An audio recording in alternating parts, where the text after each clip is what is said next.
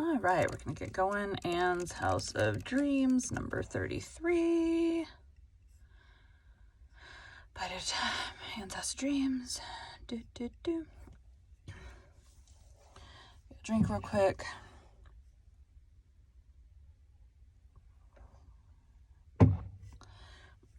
I woke up at probably 10, 15 minutes before my alarm with a tickle in my throat. And I always go to gosh, I hope I'm not getting sick. And then I'm like, it's probably just a bug crawled down my throat or something. The tickle did go away. It's probably just I've been narrating all week and my throat's probably hey, ready for the weekend. My bangs are getting long. I need to trim them soon. Let's go. Today we'll be continuing Anne's House of Dreams by Lucy Maud Montgomery. Chapter 33, Leslie Returns. A fortnight later, Leslie Moore came home alone to the old house, where she had spent so many bitter years. In the June twilight, she went over the fields to Anne's, and appeared with ghost-like suddenness in the scented garden. "Leslie!" cried Anne in amazement. "Where have you sprung from? We never knew you were coming. Why didn't you write? We would have met you." "I couldn't write somehow, Anne. It seemed so futile to try to say anything with pen and ink." I need to make sure that's her voice. Bitch. Yep. Pen and ink. "And I wanted to get back quietly and unobserved." Anne put her arms around Leslie and kissed her. Leslie returned the kiss warmly. She looked pale and tired, and she gave a little sigh as she dropped down on the grasses beside a great bed of daffodils that were gleaming through the pale silvery twilight like golden stars. "And you've come home alone, Leslie?" "Yes. George Moore's sister came to Montreal and took him home with her. Poor fellow. He was sorry to part with me, though I was a stranger to him when his memory first came back. He clung to me in those first hard days when he was trying to realize that Dick's death was not the thing of yesterday that it seemed to him. It was all very hard for him. I helped him all I could. When his sister came, it was easier for him, because it seemed to him only the other day that he had seen her last. Fortunately, she had not changed much, and that helped him too. It is all so strange and wonderful, Leslie. I think none of us realize it yet. I cannot. When I went into the house over there an hour ago, I felt that it must be a dream, that Dick must be there, with his childish smile as he had been for so long. And I seem stunned yet. I'm not glad or sorry or anything. I feel as if something has been torn suddenly out of my life and left a terrible hole. I feel as if I couldn't be as if I must have changed into somebody else and couldn't get used to it. It gives me a horrible, lonely, dazed, helpless feeling. It's good to see you again. It seems as if you were a sort of anchor for my drifting soul. Oh, Anne, I dread it all, the gossip and wonderment and questioning.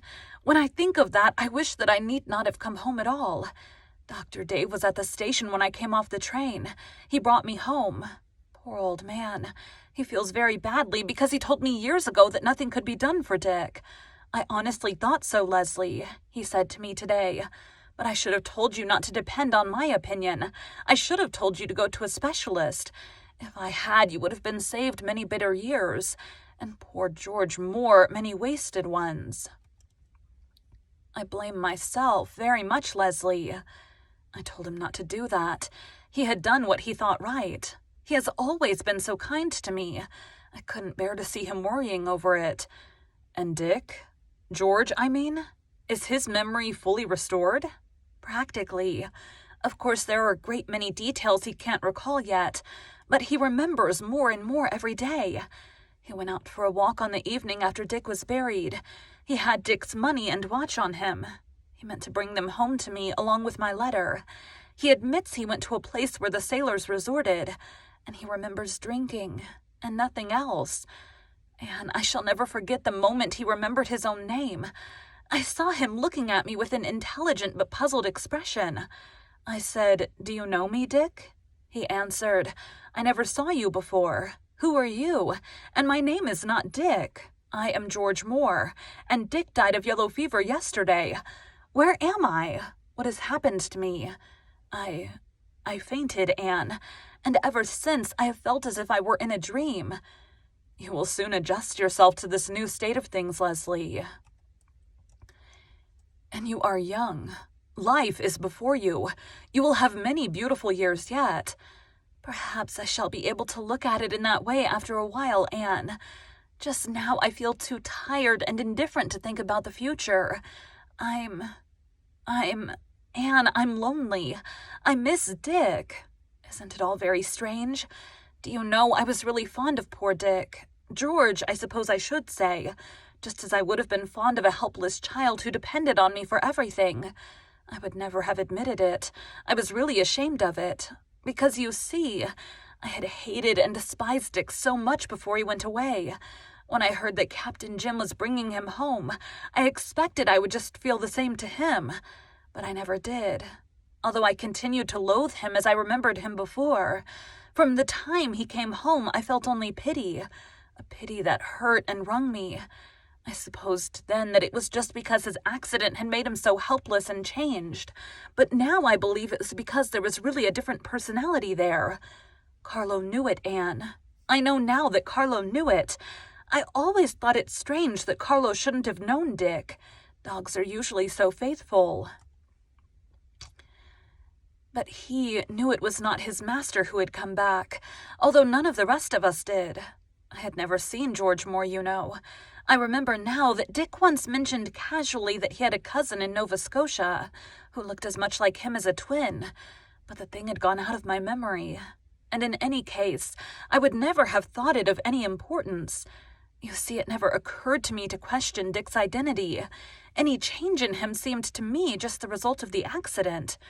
Oh, Anne, that night in April when Gilbert told me he thought Dick might be cured, I can never forget it. It seemed to me that I had once been a prisoner in a hideous cage of torture, and then the door had been opened and I could get out. I was still chained to the cage, but I was not in it. And that night I felt that a merciless hand was drawing me back into the cage, back to a torture even more terrible than it had once been. I didn't blame Gilbert. I felt he was right, and he had been very good. He said that if, in view of the expense and uncertainty of the operation, I should decide not to risk it, he would not blame me in the least. But I knew how I ought to decide, and I couldn't face it. All night I walked the floor like a madwoman, trying to compel myself to face it. I couldn't, Anne. I thought I couldn't, and when morning broke, I set my teeth and resolved that I wouldn't. I would let things remain as they were. It was very wicked, I know. It would have been just punishment for such wickedness if I had been...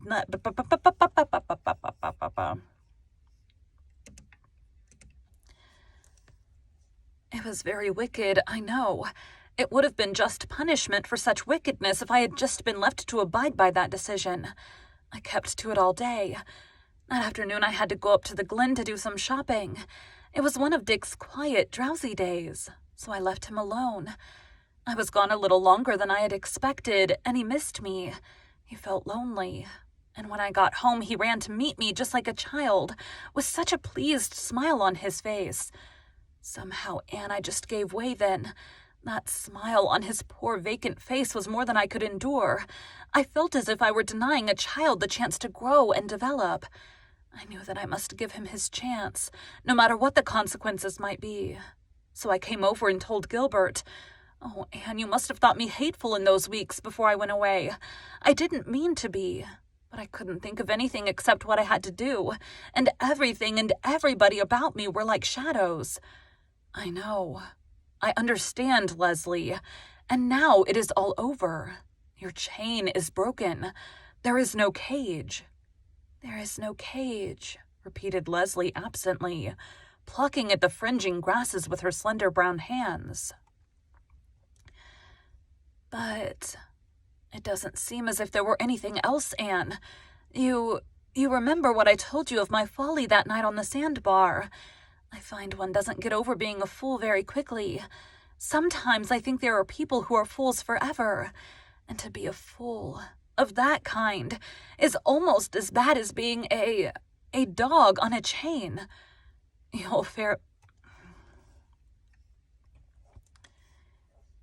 will feel very differently after you get over being tired and bewildered, said Anne, who, knowing a certain thing that Leslie did not know, did not feel herself called upon to waste overmuch sympathy. Leslie laid her splendid golden head against Anne's knee. "Anyhow, I have you," she said. "Life can't be altogether empty with such a friend.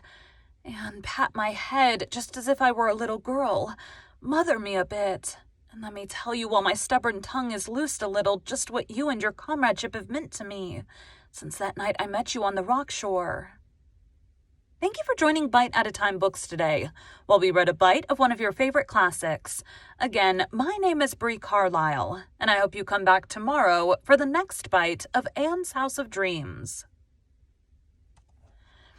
I love that I picked a title that has so many fun, take a bite things.